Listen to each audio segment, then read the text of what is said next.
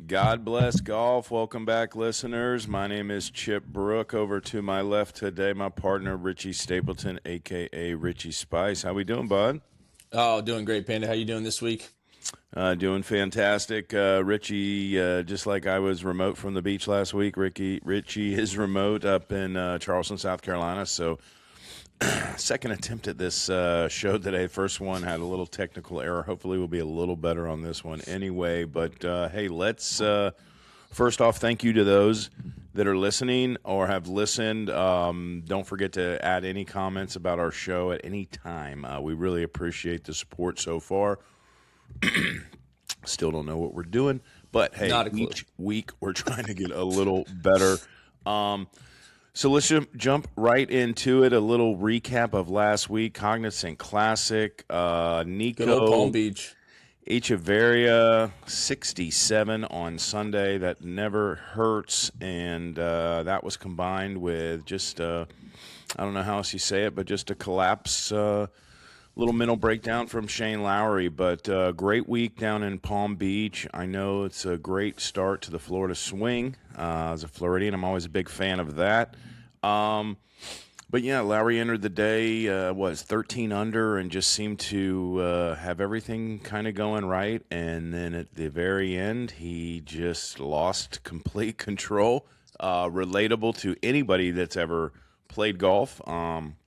And certainly a guy that's done plenty under pressure, so I don't think it's a pressure issue. It just happens, and it happened to That's him, right. and the whole world got to see it. But tough break for him. Great job, Nico. Shout out Arkansas Razorback Golf.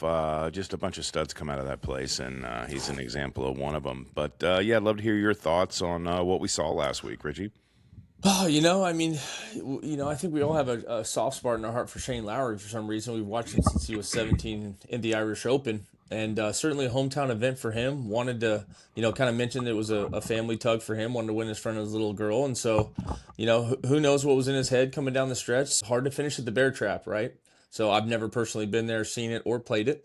So can't really comment on the difficulty, but I'm sure it is incredibly hard to finish that golf tournament, even no matter how many shots ahead you are, right, coming down the stretch. Sure, Shane is certainly a world class player, and you want to talk about he's certainly one to be watching out for. Shout out to Nico, right, Echeverria. He clears the field by two, right? So the old in and out double double for Shane is unfortunate, but at the same Brutal. time, there's a reason that they. There's a reason you post a number. Now that's what I take away from this weekend for all those guys out there playing, man. Yeah, You you were play till saying that. the 18th hole, and you see what you can put up, and you go from there. Yeah, that's a great point, and that's what he did. He posted a number, and I mean, anybody that's ever been in a tournament where maybe you're a few shots out of the lead, but you're ahead of the group, you're always thinking in your head, man, if I can just get a number in that's leading, you never know. And first time he's ever made back-to-back double bogeys on tour. Terrible time for that, and it was in his hands, and he threw it away. And those were his exact comments. Right. Props to him for taking the microphone and just just saying what he said. I know he wanted to win for his daughter, but the truth is, I guarantee you, 3 minutes after he left that tournament, his daughter was wondering what was for dinner, what movie Right. they were going to watch, what book they're going to read, what jammies, whatever they were going to do. All the And the great British things Open about trophy being a didn't dad. disappear either. Yeah, I mean, it sucks to lose. It sucks to lose like that. Right. I know. By the time we're recording this show and you're going to listen to it, he's over it. Guys that good, he has a lot to look back on because literally 70 of the 72 holes he played awesome. I know he did, and I want to hear what you have to say about this. He had that tee shot on, I think it was the fifth or sixth hole, where I remember when I was watching it, when I first saw it, I was like, was that his ball? Because it kind of looked like he shanked it, and it ended up being up, and then he hits it like a 3 wood or 5 wood over the green, and then he chips it to like 20 feet, and he makes it. And he walks away with par, and in his head, he's probably like, okay, I got one back there. Right. I'm wondering if whatever he did on that swing, well, not wondering, it's clearly he was thinking about that shot on the tee shot, 16, that tee shot that he sprayed. I mean, we've all hit, we've all played par threes with water right, and you don't want to double cross and cook it left, and you just, whatever. That shot's a little bit more normal for a tour pro, but for Shane to sit up there with, I think, what is it, 2 iron in his hand or a 3 iron, and I don't know if he shanked it, but on 16. So two iron plays. Okay, perfect. Gotcha. So he hits that tee ball early in the round. I'm not sure, what he was feeling there, but something. That's for a player of that caliber to hit a shot that bad. He probably felt something. So then I'm wondering, was he still feeling that? And he gets to 16, and he's like, "I'm gonna take an iron off the tee." Right. And who knows? We've all been there. Like I said, your brain wanders a little, and maybe there's just something that he felt, even though he was playing. God, he was playing flawlessly, almost, or at least his scorecard was flawless. Getting away To with that point, stuff. 30 plus holes without a bogey. Yeah, and so who knows? Maybe just the thought, something in his head was like, "Man, don't hook this," and just, Yeah. I know you just lean into it with an open face and just right in the water, and then your head's spinning. And then now it's, all of a sudden you make double, and you're coming to the one hole, which is the real pressure cooker on a Sunday when you got, whatever it was playing, 170-ish, 180-ish yards, wind, water right, that giant bunker left. You just hit a shot right because you were worried about left, so it's not like that just disappeared from your mind. And no matter who you are, right? Exactly. Like that What caliber of golfer? and he's a world-class player, but it just goes to show you these guys are human. Obviously, they do unhuman stuff most of the time because just the answer to all those questions about these guys is just they're that effing good, and they are. And Right.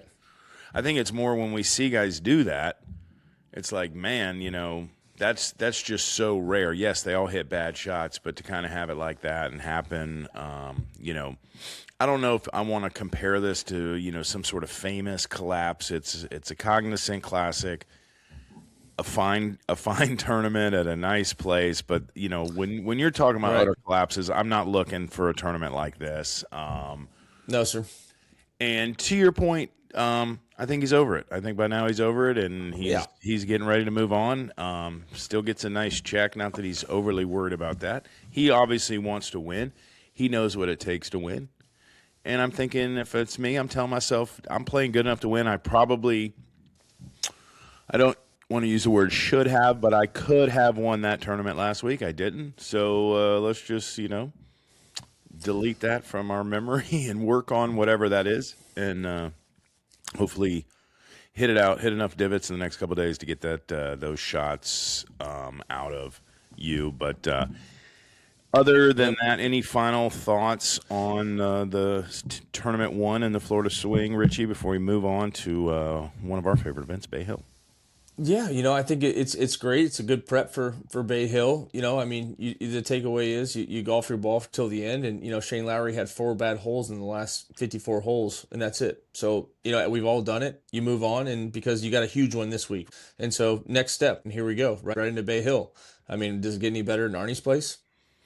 Not for me, buddy.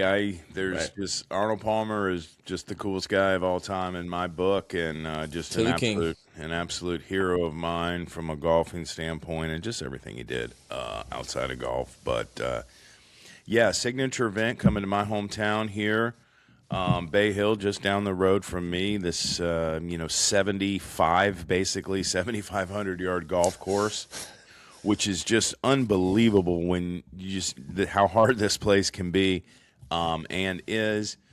Interesting weather day today, cool and windy, so I'm sure that'll add some moisture to the course. So I don't know if we're going to see the super crispy, extra crispy, but I know Okay. that the rough will be up and the greens will be fast no matter what. And, just a huge event, $20 million, no cut. So, What would you do if you could play golf for 4 days straight without a cut for 20 million? Relax.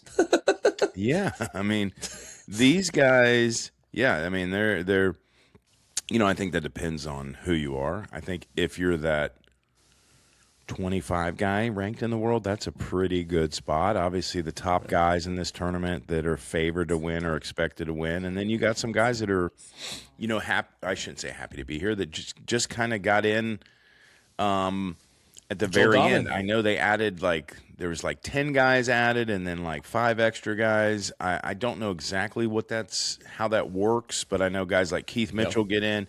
So for guys like that, this is an unbelievable opportunity. I would be thinking about that without trying to put too much pressure on myself. I mean, knowing there isn't a cut is one thing, but then it's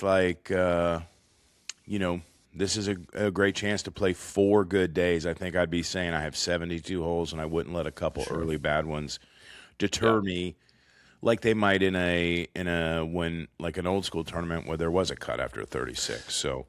Yeah, and how many times after a 36-hole event you've played? I mean, obviously plenty of them on both sides of the pro and amateur game, but do you see the guy who has the best weekend win, right? And that may not be the guy who is on the number necessarily. If it's if it's an event like Bay Hill with difficulty, that number at the halfway mark might be 10 versus the 15 or 18 sometimes we see.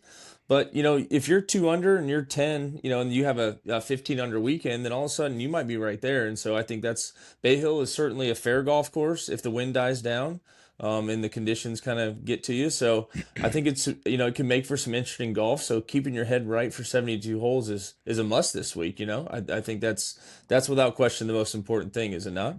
Yeah, you're 100% right. And it is, it's totally fair. I mean, there's some really hard holes, but there's also, depending on which way the wind's blowing, some really gettable holes. Obviously 6 is famous for when Bryson drove it over the lake, which is ridiculous. If you've never been there, but being there and seeing it is just, it doesn't even look like it's a real thing. That hole is, I don't know, there's some sort of bug in here. Sorry. That hole, even I've played that hole where I've hit really good drives, and then the second shot, you're like, where's this supposed to go? So obviously the lines these guys take and the commitment they have to those numbers obviously make holes like that a little easier. But I think a hole's like 7, the uphill par 3, 8 is one of my favorite holes at Bay Hill. I love 8. Oh. And then 9, I don't think I've ever parred it in my life. That hole is so hard to me. I can't hit the fairway. I mean, I'll tell you what, that's the most benign hole in golf. Is it not? It just sits there. It's like it barely moves off the center, a touch left, and then the green kind of kicks right. Just enough. Well, and you got OB left and all those trees, and then you got all the tents. Big old oaks on the right. Yep. Well, the tents are over there, but yeah, and then if you're over there, that angle to the green is just a brutal. That's that's kind of a cool thing about Bay Hill is it gives you, because you can play, obviously the number 2 is pretty hard, but 4, 5, 6, 7, 8, if you hit a good tee shot on 8, I mean, you have a 9-iron in your hand, or some of these guys even a pitching wedge, depending on the angle they want to take, and then 9, and then you get to 10, and it's just the way the course plays. It really. Let me ask you a question about that, because the last couple of years on 10, everybody's been bombing it over the corner up there by the front of the green. Drive the green. Yeah. I mean, is that that green, doesn't that green go right to left and a little away from you? Well, the green's a little elevated. Right. Okay. Yeah. All right, I'm thinking the same one. I think Rory drove the green last year. I don't know. I mean, the tees they play. I've played it. I mean, I think I've played it all the way back. I mean, you're literally going over a house. You're aiming at a roof and saying it's right over this with a draw. And if you're on that hole and it's a hard right to left, coming over your shoulder at 5 o'clock. Yeah, gotcha. Especially for Rory.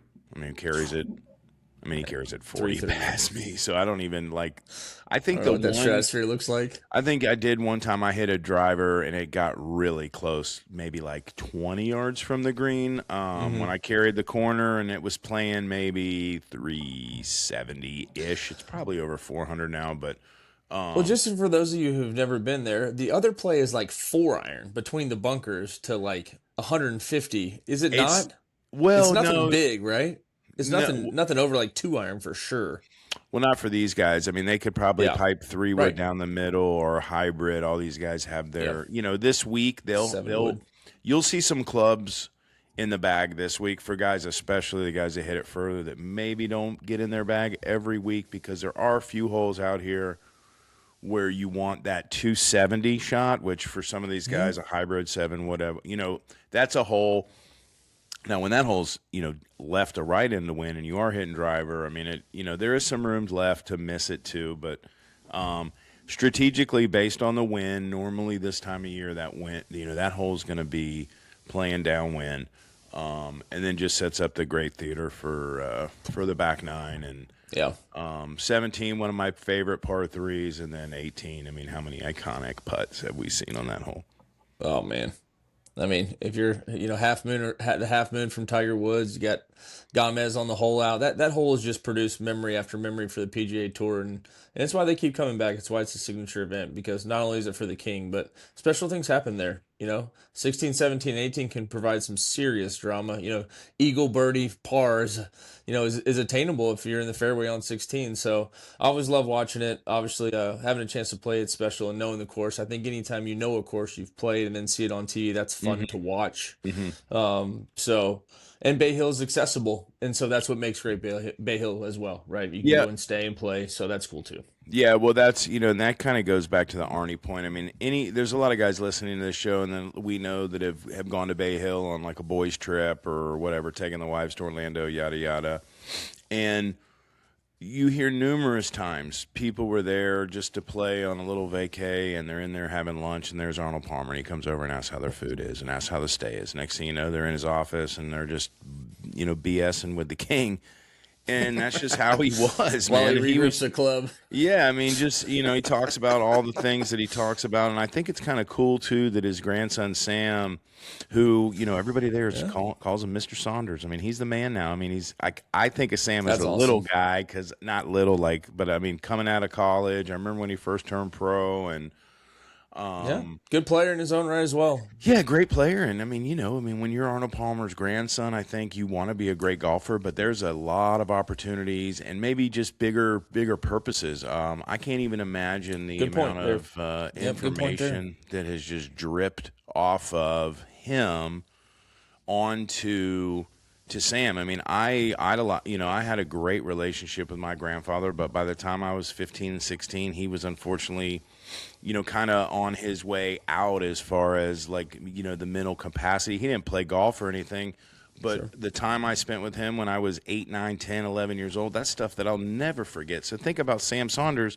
His granddad's Arnold Palmer, and he's a golfer. I mean, so that guy has been, just oozing all the things that Arnold Palmer, all the things that make him great is probably, and I haven't talked or really even met Sam in 20 years plus, probably since the last time I saw him, but just the impression I get and how he's trying to carry that on, because Arnold loved Bay Hill and he loved this tournament, and I think it's really cool that maybe years ago, this was one of those tournaments that maybe was going to get somehow lost in the shuffle, and I'm glad Very for good one point that there. didn't happen. I'm glad for one that didn't happen, and really, really excited for this week for a multitude of reasons, and obviously Arnie's place is being one of them.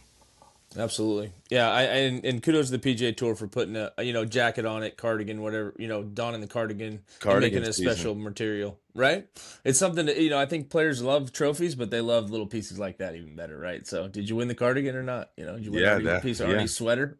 Yeah, and quick shout out. I know one of the guys that we're always pulling for is Kurt Kitayama, winner a few years ago with an iconic putt on 18. Didn't go in, but Right. it was about 65 feet, and I think it went closer than that. Like one more revolution. Great win for him, really springboard to his career. And our good friend and old former Bandon Dunes caddies, Daniel Kitayama, his older brother, is on the bag, and they've been having a lot of success. So we here at God Bless Golf are 100% pulling for these guys. That's our favorite as far as our homer pick. We'll get to the picks later, but before we move off of Bay Hill, the favorites are, as you would expect, Scotty Scheffler at around plus 300, 3-1 for those that do not gamble a bunch. Rory McIlroy at plus 600. Fleetwood at plus 1,900, basically 19-1. And for those that forgot, Russell Henley won this last year. He's around Correct. 20-1. Georgia boy. Got him A lot in of Georgia the. action on the cast early this year. You know, Yeah, boys we're coming big. out Well, I got a Georgia boy to the left of me, and I always have love for Georgia. Appreciate that. Then you got some long shots out there that could have a chance to win. Guys like Matt Fitzpatrick, who this course is kind of perfect for, because you got to be committed off the tee, and you got to be a grinder. The conditions are going to be tough, and the guys that can just kind of suck it up are going to obviously have a great shot. I got one looking at right now. I'm shocked to see him up this high, though. What's that? He's plus 3,300, which obviously is a far stretch. But old Jake Knapp, I guess is he trending right now? I haven't really. I mean, Pebble, he did finish high at Pebble. We'll give him that. He's good, man. He's so good. Yeah, he's playing great. I mean, it's Mr. just this is a Tempo. tough. I mean, yes, anything is Didn't possible. he hit that moon ball? I mean, yeah, he's a little high. No, fly he for just has that golfing. like syrup swing that is just so Right. pure. He probably does hit it high too. All these guys bomb it, but yeah. I mean, Knapp's kind of always around. He's hitting good. He's trending, and I mean, clearly capable of winning. But it'll be interesting to see if Scotty can get his putter heating up, and obviously more to come. We will be out there on Thursday on property, so for those that are out there that are listening to this show, make sure you hit us up.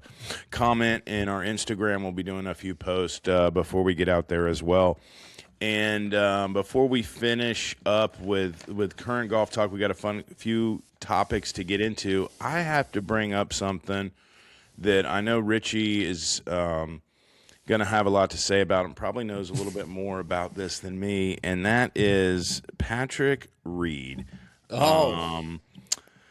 Slowly but surely, this guy who Let's talk about my Georgia boys. is another Georgia guy. He's just dominating the DP World Tour, just showing up, kicking ass, and I'm going to let Richie follow up with the info on this because I don't know a ton of info, but I am hearing that he is going to be eligible to return for 2027 to the PGA Tour, which, once again confirms what I've always said. If you're really good at golf, the tour will welcome you back when it's time to come back. So after, That's right. winning some early events, Dubai, Qatar, Bahrain. Thank God he won when he was there, and he's not there anymore. Right.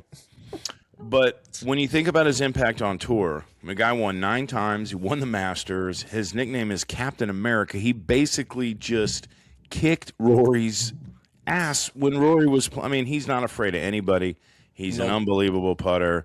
Reminds me of a good friend of ours, the way he putts, and just having a ton of success. And fill us in on what's going on with P. Reed and anything else you may have about that. I think P. Reed and a couple others here are just feeling the lack of competitive, high level competition golf that they get to compete in every now and then.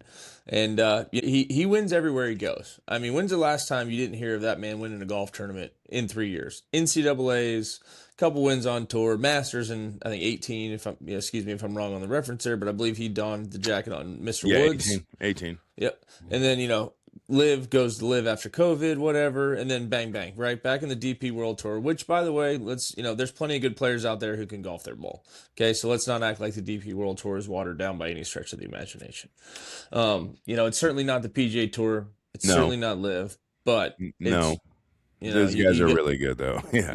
He's not. right. He's not beating us. Yeah, exactly. And so I think he's looking at this opportunity to prove he can win. And this is the biggest thing that I think happens in 27. It's the Ryder Cup, man.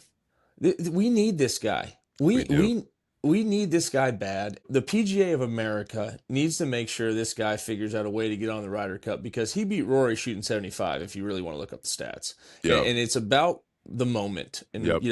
can you get it done, right? And so that's why we need Patrick Reed back in America. Yeah, I love that. Patrick Reed and Paul Azinger should be a part of the Ryder Cup until we lose, in my opinion. And that's for And if Tiger doesn't another. accept the captaincy, we'll talk about that later, but come on.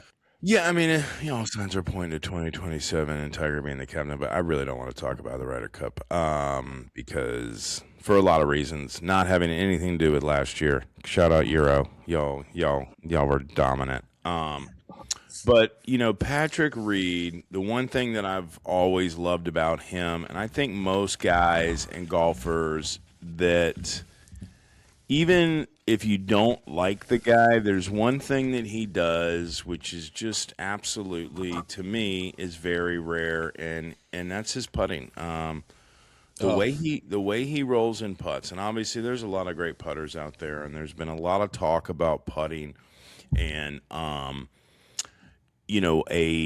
don't know the source where this information came out, but from data, maybe it was a company called Golf Data. I'm not sure if you know who did it. Came out, Rich. You can tell me. But I'm going to read this stat, and it was just I was kind of shocked when I read it, but then when you really think about it, it does make a ton of sense. From 2005 to 2025, the make percentages on the tour have actually declined across distances. 4 to 8 feet have dropped 1.3%. And then 10 to 15 feet has dropped almost 1%. Let's call it like 0.8%. So if if you're doing the math over, thousands and thousands of putts, that's a lot more missed than makes. Shout out Charlie Walker. He's the one who came up with all this data, Okay. by the way. Thank He you. posted about Thank a you, week Charlie. ago. Yep. I Thank you, appreciate Charlie. that. Yeah. So let's there's a lot of been questions, why is this happening, or not why is this happening, but what's the reasoning, right? Because all we talk about is golf's, and I've said it, golf's easier now than it's ever been as far as hitting the ball, but the hole is still the same size, and despite all the advantages and technology, better putters made, so to speak, training aids, pros are worse at holing out. Is it the Tiger effect that he just made everything that the expectations of just making Great point. Yep, became great this point. much higher? Because if we remove Tiger, I guarantee those percentages go, way down. I'd like to see those stats for sure. That's a great point. What remove Tiger and remove only Tiger, really? Yeah. And how much does the 4 to 8 go down? Well, here's what I've always said. Like, Jordan Spieth basically didn't miss a putt for he still makes everything. But there was a stretch of about 5 or 6 years where it seemed like he made every single putt he looked at.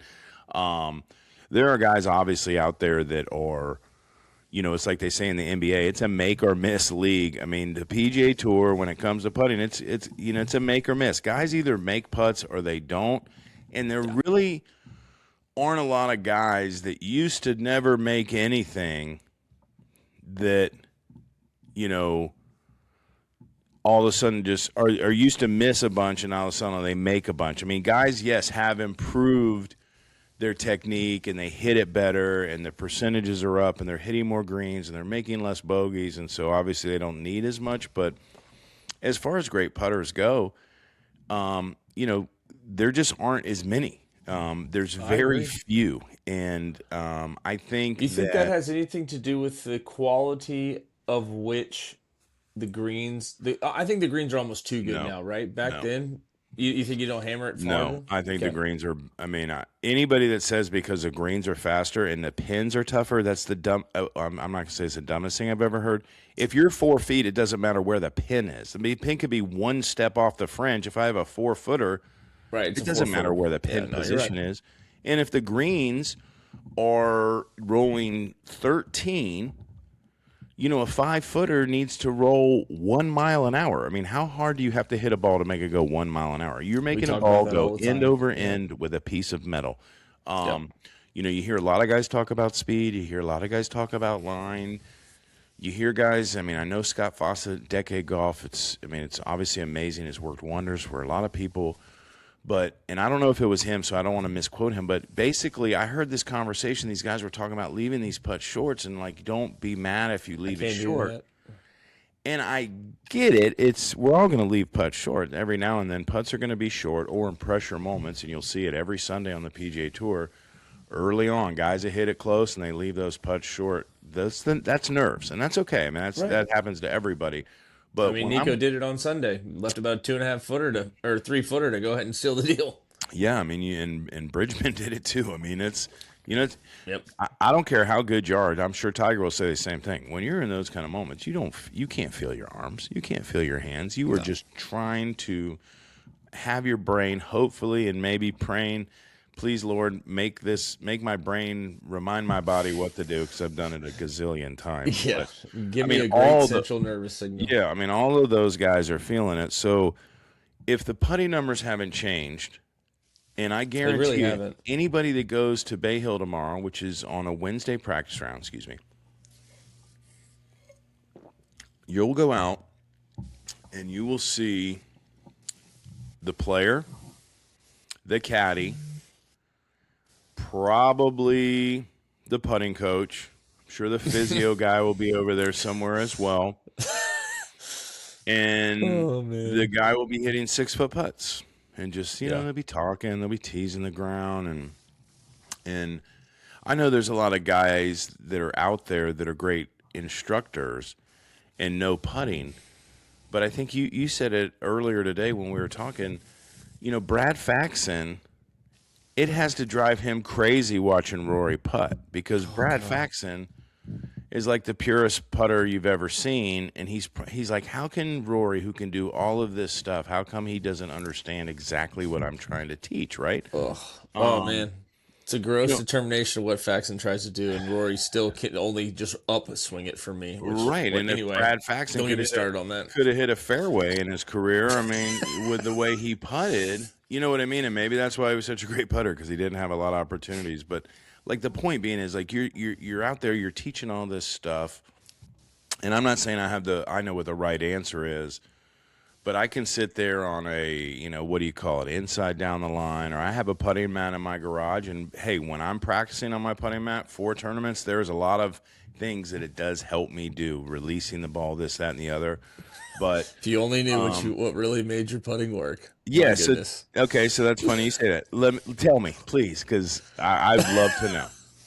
Oh, I mean, it's this is, for all the caddies out there right now, this is where you get in a real dangerous relationship with your favorite player, because unleashing these little things that they do on the putting green that you notice over a decade of doing it for somebody is idiosyncrasy. But there's something that this man does, with every single putt he almost makes, and his wear mark is even inside there, and it is a heel hook, and it is somehow or another, it is. And when he heel hooks a putt and he gets the spider with a toe up and over across the line, I know that thing's going in every time. It could be 3 feet, 6 feet, 64 feet. But when he hits a heel hook, that ball goes in. And what happens is he truly chips the ball, like Bobby Locke asks, with this heel push, and he gets it to knuckle, and then the green takes over and the ball rolls, just like every great puttering instructor wants to happen. Now, how you get to that point, irrelevant. Even Charlie Woods made fun of his dad, and he goes, "Yeah, my dad hooks every putt." Well, there's 2 of you now. I mean, it's a heel hook. Excuse me. See, I want in my head, I want to be like toe hook drawing every putt in, like flowing back, flowing through, but I can't. It's almost like you said, I take it outside a little bit and then loop it with a little hook. Now, if I went and tried to do that, there's no way I could do it. And what's funny, oh God, that's so bad. Like, I'm glad I'm not told watching. you, I didn't want to tell you. No, it's okay. I mean, you've seen me make some putts more than I normally just quite a look few. But and to Rich's point, and thank you for that. Like, I don't have enough confidence issues with my putter. But actually, I'm kind of glad. If you saw how big my putter was, you'd laugh even harder that I'm heel hooking everything. But maybe that little tip, I'm going to start making a bunch of putts, so look out, everybody. Hey, watch out. But it's a great point of what you're saying about putting is it doesn't really matter. And, No. my good friend and one of the best caddies in the world of all time, in my opinion, Tim Tucker, I've heard him get in conversations with people. Is it speed? Is it line? And, his answer is so good. And I want you guys to listen to this when it comes to putting because nobody can put stuff like this into perspective. At least nobody I know like Tim. When you want to get a PhD in golf, you spend an hour talking to that guy about golf. I mean, it's unbelievable. The things he's done in my personal life, like from a golf standpoint. Just Oh by my gosh, me and you both, incredible. man. But he flat out says is the line determines the speed. So Yep. I don't know how you can teach. Now, yes, everybody needs to have speed control. Everybody needs to have an idea of how big of a stroke makes the ball go 20 feet. I'm all for that. And Right. I'm a big speed drill guy. Being able to look at a spot, and if you can roll to it over and over, you're probably going to feel good and putt well. But the reason that you need to have that feel is because you are obviously reading these putts. If a putt breaks, 3 feet, you're going to have to hit it softer than if it breaks a foot. And so, Totally. all these guys that are teaching speed and speed only as if the line doesn't really matter because it's more about your second putt, to me goes against everything that I believe as far as a golfer or really in an athlete. If I'm already thinking about my second putt, and I haven't even hit my first putt. I still obviously It's like I'm shooting a making 3-pointer and going, "Where's my offensive rebound?" right. gonna It's go? like Are you kidding me right I think now? Michael Jordan had the greatest line. He's like, "Why would I worry about missing a shot I haven't even taken yet?" And I'm Right. telling you, if you putt like that, you might three putt, but you'll make some putts. And so it's kind of like the old adage: would you rather have if you're a guy that breaks, let's say, can shoot in the 70s, and maybe you make one birdie every 2 rounds. Would you like to have a round where you make 3 birdies, but maybe you 3-putt 3 times? Because you're probably normally going to 3-putt 3 times anyway. But if you make 3 birdies, Okay. I'm doubling no? down right there on what you just said with some statistics. Okay, give All me right. some And stats. because you're getting it to the hole. So out of every 3 putts from 30 feet, if 2 of them don't get to the hole, then you have literally eliminated 67% of your chance to make. If it gets to the hole, that data has to increase because you got it there. Right. So I'd rather if I'm going to have 3 or 4 feet coming back anyway, that's a hard enough putt. Well, like you said, I'll 3-putt twice and choose to make one, right?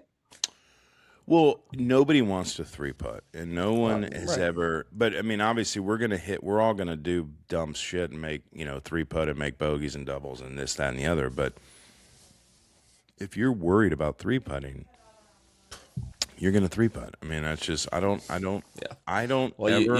you do what you think, right? You do what you think. That's a fact. If you say don't hit it left, what are you going to do? The ball knows what you're thinking. The ball tells That's the a truth fact. all the time, and I just think from there's a lot of stats that are out there for a lot of stuff. And you hear Nick Saban say, okay, well, there's a stat for going for it on 4th and 1, but what's the stat when you don't get it? He's like, that's the stat. I'm wondering about that one, right? So, yes, there's a bunch of stats in there. You can do all kinds of data, and you can do this. And maybe Will Zalatoris that's where Scott Fawcett is really focused on because, that guy obviously – it's been well documented. Has some putting struggles when he's healthy enough to play, and all the best to him because he seems like just a super kid.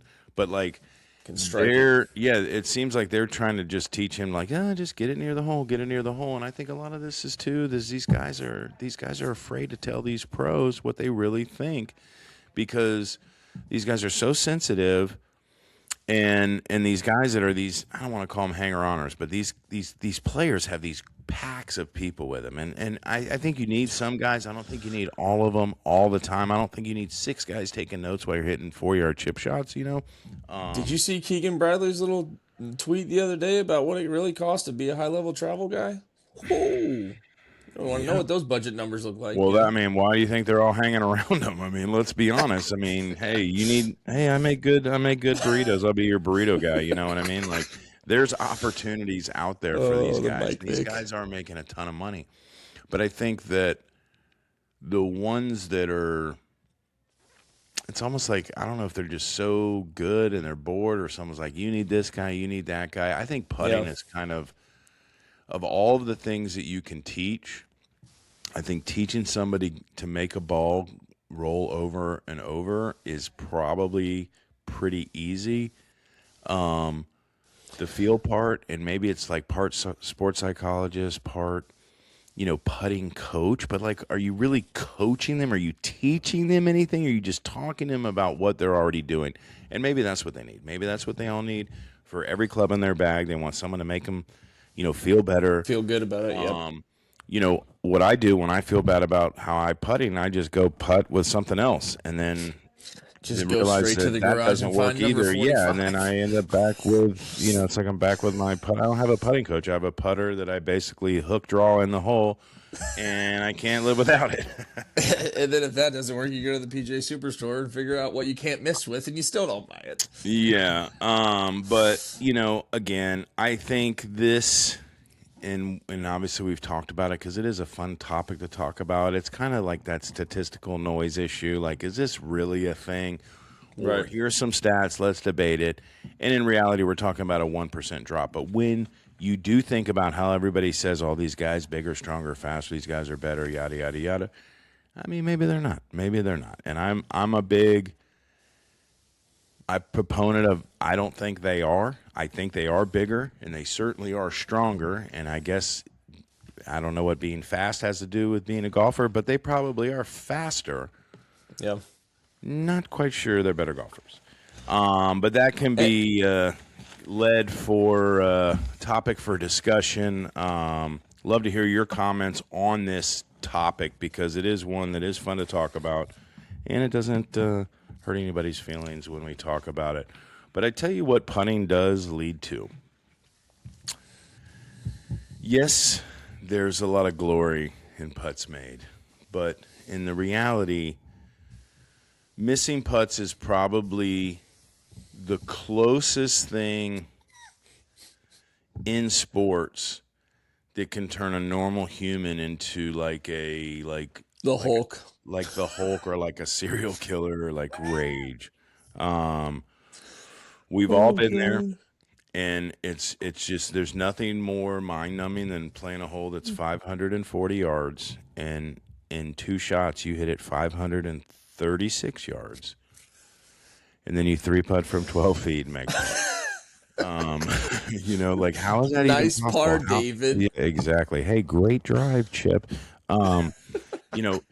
And right, Heard that out of your mouth way too many times in my life. I mean, yeah, it's just like it's almost like it gets in your head too, and it's hard to imagine that like something that easy. But there's nothing more. There's no. The ultimate finality in every hole is getting that ball in the hole, and that's why it puts that pressure on. And we were talking about the pressure earlier, and whether you're trying to win your club championship or you're playing Scotch Wolf or you're trying to break 90 for the first time, usually it's going to come down to that some sort of 4-foot putt, and it just comes down to you kind of have to lie to yourself and just pump yourself up as much as possible and try to Believe do your best, right? And I'd love to say it works out all the time. Sometimes it does, sometimes it doesn't, but that is one way to get through it. But from the rage part, this goes right into a new segment we're introducing this week, and the segment's called "Don't Be That Guy." And we thought first week out for "Don't Be That Guy" is Rage Guy, and we've all played golf and we've all had our moments, right? And no one's saying that every time you need to go out, you're not allowed to have a little rage. But when when you become, I'm going to be so mad that I'm going to ruin everybody else's time in my group. on a Saturday morning away away from the kids. Yes, absolutely. Like, we've all been there, but like when you take that rage to another level where you're throwing clubs, slamming clubs, probably telling me how good you normally are, or, oh, I don't know how this happened. You're throwing clubs, you're breaking your driver, you're doing all this shit I never hit it left. Yeah, as if that's going to make me be like, oh, yeah, I can see you're a really great player. Now, look, we've all been there. We've all played bad. And sometimes, yeah, when you play bad, you don't want to be social and maybe you don't laugh at every joke. But if anything, just be miserable alone. Don't let it affect the other groups, the other guys in the group, because that kind of stuff, the next thing you know, I'm sitting there and I'm thinking, I'm more focused on this guy who just threw his club in the woods, and then we're on 9 fairway, and I'm thinking, please say this is your last hole. If Please you are quit. that guy, if you do Right. become And that if guy, you're having that day, then you do need to quit yeah, you and got to leave save the golf course. ourselves. You got to leave the golf course because it just ruins it, and it's not fun, and it gets into this thing which I've termed toddler zone. And when I see golfers, adult males, get in the toddler zone, Toddler zone. it makes me want to punch them, honestly. And I don't because I don't feel like getting arrested. But it's like you have a job, you have a life, you haven't spent your whole life trying to perfect this. You see people that do it for their living hit garbage shots, and you are just becoming this ultimate toddler, slamming everything, could care less about what anybody has to say, and the minute anybody tries to talk to you about anything, you're just, I don't give a fuck, blah, blah, blah, watch this, I'm going to throw this ball and throw do this, and I'm going to scream and cuss, I'm going to rip my bag off, and, Meanwhile, you put in 60 hours at the law firm down the street and expect to shoot 71 on a Saturday. Like, get real. I mean, it's like like the fact, and what's crazy too is usually that guy that we're talking about, the toddler zone. A lot of times you see this on like the first fairway, and I'm thinking, I gotta play 18 holes with this. Like you just missed your first shot of the, and you're dog cussing yourself. And there's a groundhog hole in the fairway. Oh my gosh, yeah, we Rain got to do session go something that about bad, it. partner, huh? Yeah, there's just too many guys out there like that, and I see it more and more. And yes, it can be entertaining for a while, but there's a way to do it. If you want to be, like I said, if you want to be that miserable guy all day, just don't try to bring everybody down. If you're gonna do it for amusement and we're all having a good laugh, like the day I beat Mark Dole so bad he threw all of his clubs in the water. But he did it The gracefully. ones that almost got him to the Masters? Yes, the one exactly. A month after he almost went to the Masters. And I remember the last hole.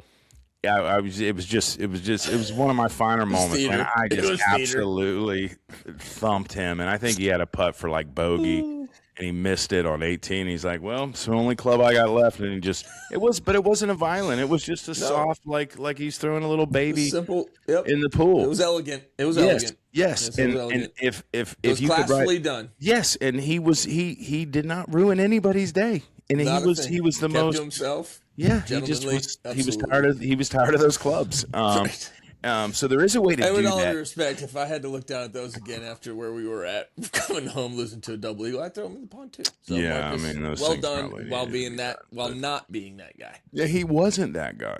Exactly. So yeah, for all you out there, don't be that guy. And as far as listeners going, each week we're going to have a new "Don't Be That Guy" segment. So any ideas you may have, feel free to drop the comments or ideas in the comment box, DM us, text us, whatever, because it's a fun topic. And like I said, toddler zone, nobody wants to be around that guy. And if you are that guy, check yourself.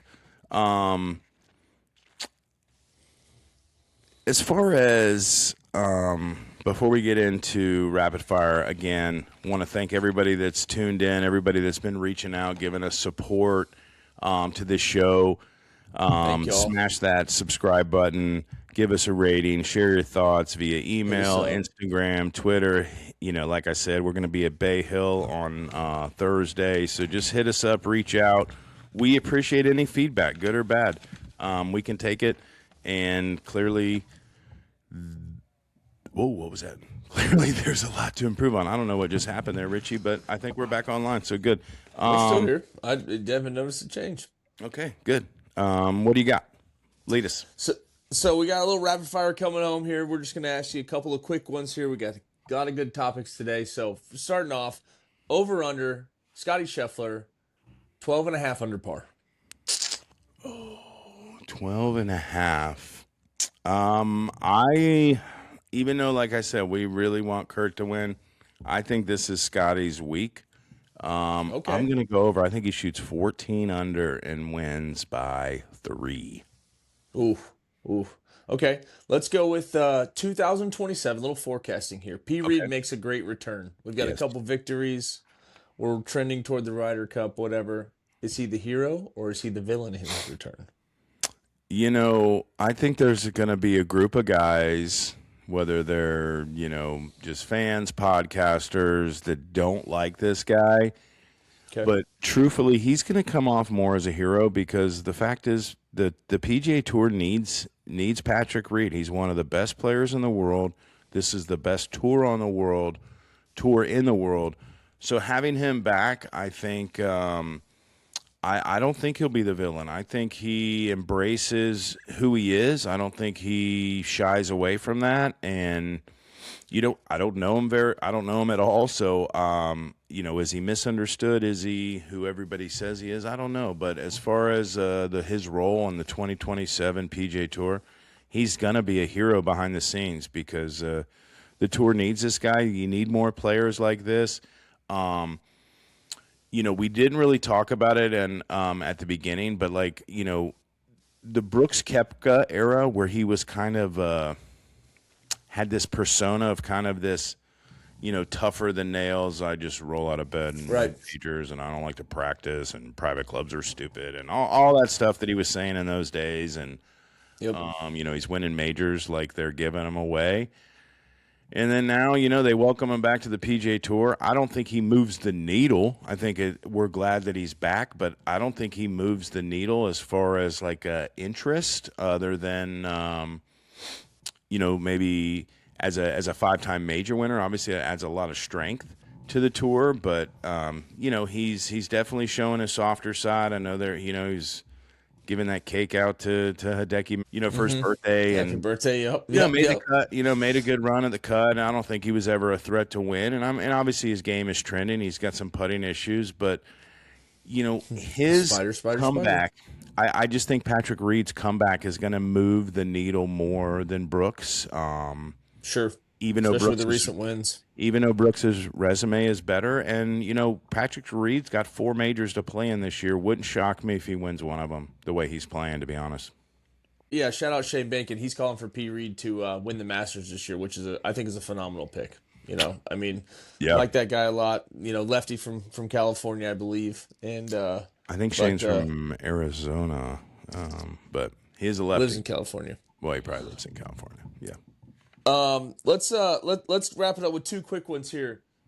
We talked a lot about putting today. So, what is the best putting tip pre-game that ever worked on the spot day of? Go. Okay, the best pre-day, or it was really the night before putting tip, was I was listening to a podcast about Zen Golf, and basically the tip was you can't make anything. All you can do is hit the ball, and then whether the ball goes in is really out of your control. You don't get to just take the ball and just put it in the hole. You don't get to make it. All you got to do is hit the ball. Yep. And basically the tip was pick a spot an inch in front of your ball, and if you hit that spot, you've done your job. Ooh, And 1-inch putt. You know what? The 1-inch putt. It's kind of funny because the next day I shot 62 and pretty much made everything I looked at.